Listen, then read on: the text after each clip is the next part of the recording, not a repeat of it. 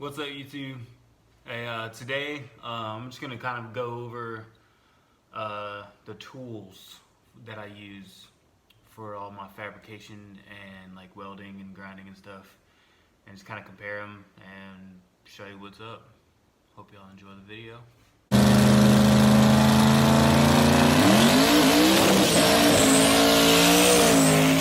So, with my car, I've done pretty much everything myself. Actually, I've only had like a little bit of help here and there, just like fitting some stuff and moving stuff that isn't like really a one-person job. But for the most part, everything's been done by myself. I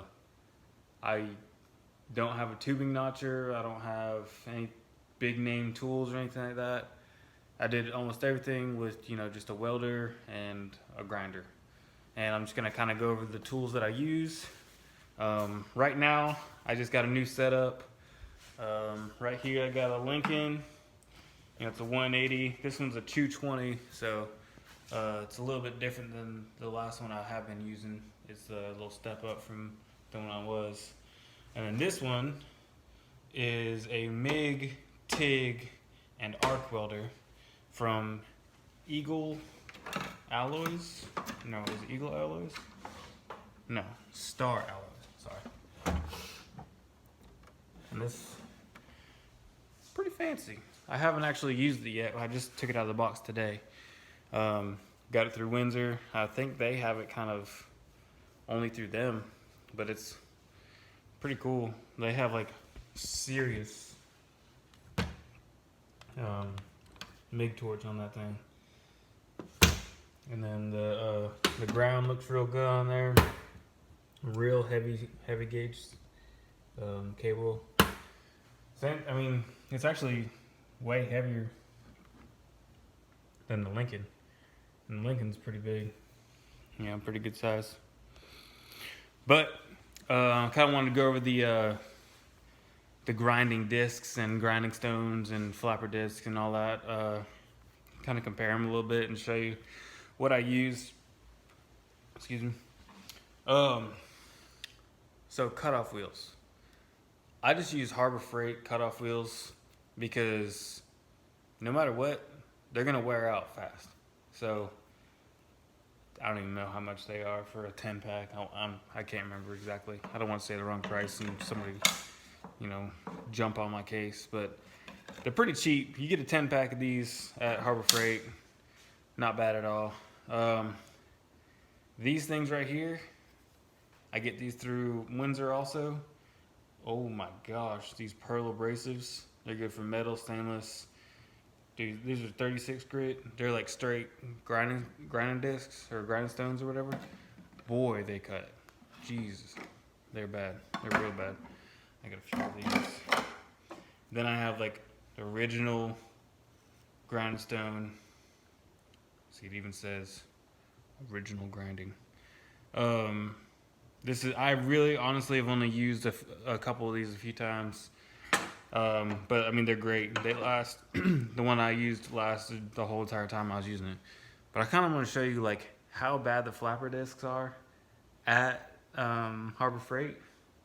So this is just like your regular. This is 120 grit metal, 4.5 inch flapper disc.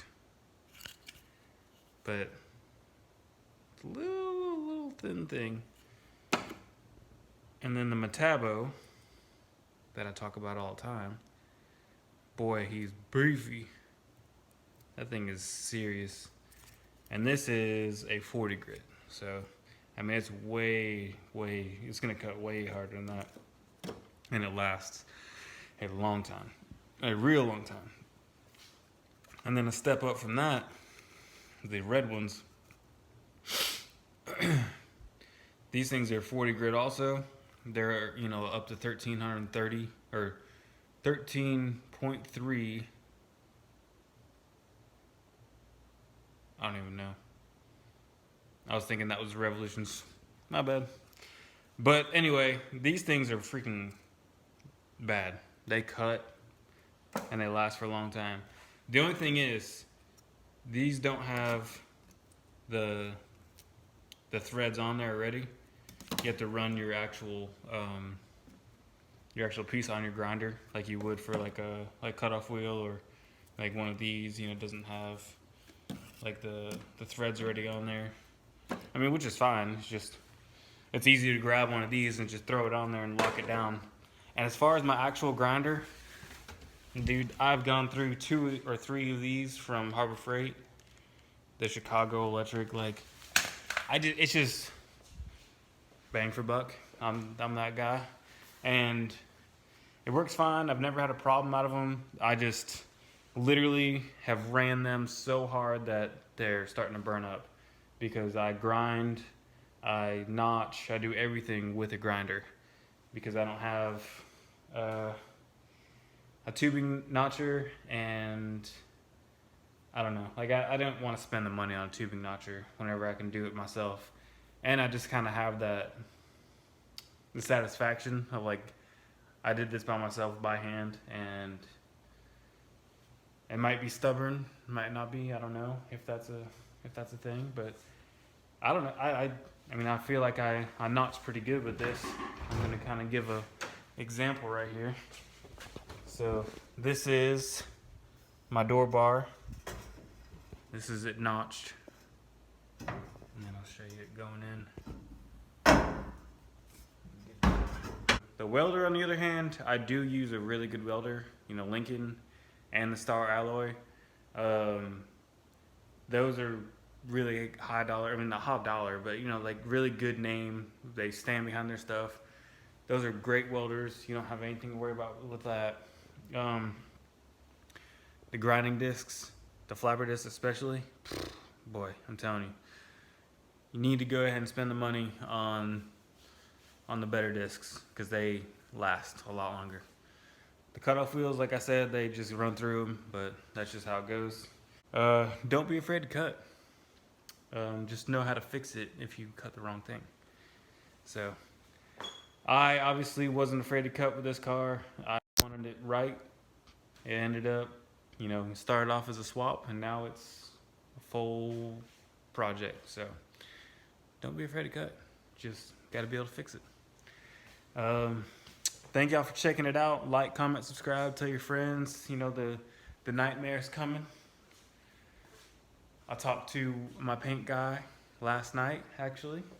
He was over here, and probably next month, whenever I get the cage all tied up and motor mounts and everything done, once I have everything welded and grinded that I'm gonna weld and grind, then I am going to have this car painted. So it's gonna actually look like a car. Y'all stay tuned.